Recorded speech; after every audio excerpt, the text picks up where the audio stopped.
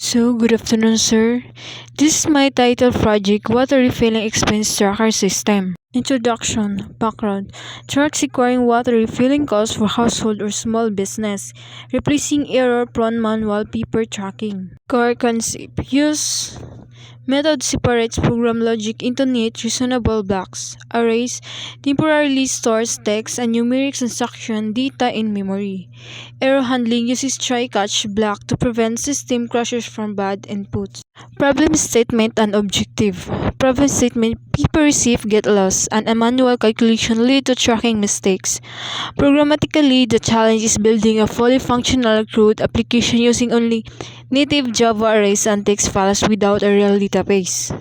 Objective: create a simple menu system to add, view, update, delete, and search records. Calculate running totals and expense automatically. Ensure the programs run smoothly without crashing when invalid data is entered. So let's proceed to the code. And this is my code. I-run lang natin siya. And this is my input. Number 1, add expense records. Number 2, all records and summary. Number 3, update expense record. Number 1, add For expense expense record, search and record by summary. name. Number 3, update expense record. So mag-enter lang tag choice, no? Enter choice number 1. Number 5, enter customer's household name. So mag-enter tag name, John. Enter tag John. Enter.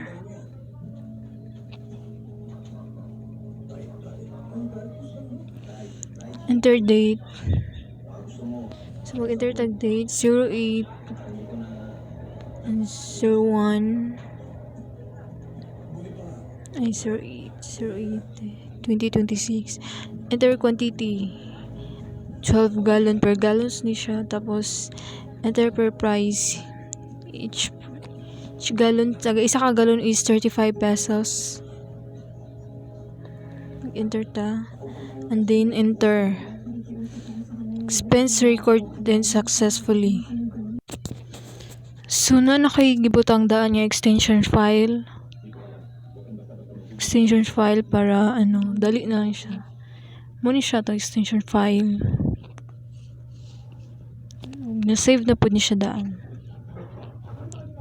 So ato lang tong siyang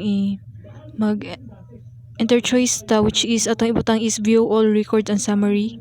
Mag-enter tag 2. So mo siya na enter your choice number 2. So mugawas sa tutanan na ang extension. So mo ni siya ang total quantity, total cost na siya.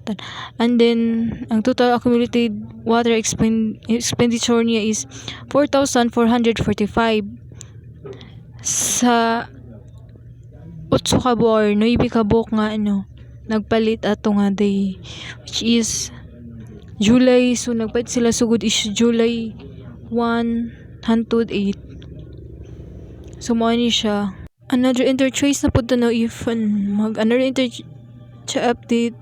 There's number 3, third choice is 3. Mo ni siya is update expense record. So which is ang IDN is 01 to 9.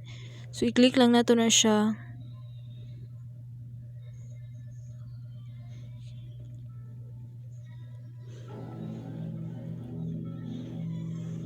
Ito siya. Just update.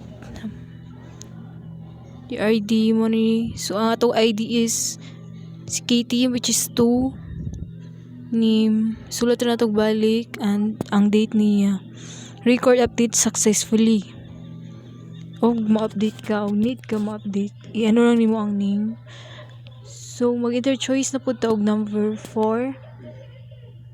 Another delete expense record. So if gusto lang ta mag-delete sa ni ID lang gihapon ni siya, which is i-click lang nato ang ID. So delete na to is si ID 0, which is si John.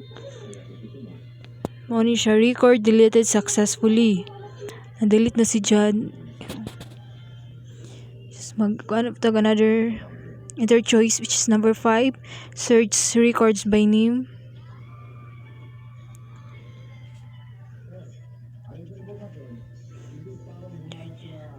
Atong nasulat is Alex. So duha man sila no if ano lang. Mo ni siya. If gusto ta mag-search sa pangalan, dali na sila makita. I-search lang imo ilang name. And then i-save na nato ni siya is mag-enter choice lang ta og 6, save and exit. Dito save, thank you for using the system. So mao ni siya no na save na to, and then para mas madali nag-extension file na ako file para dali ra siya. So mao ra to sir. Thank you.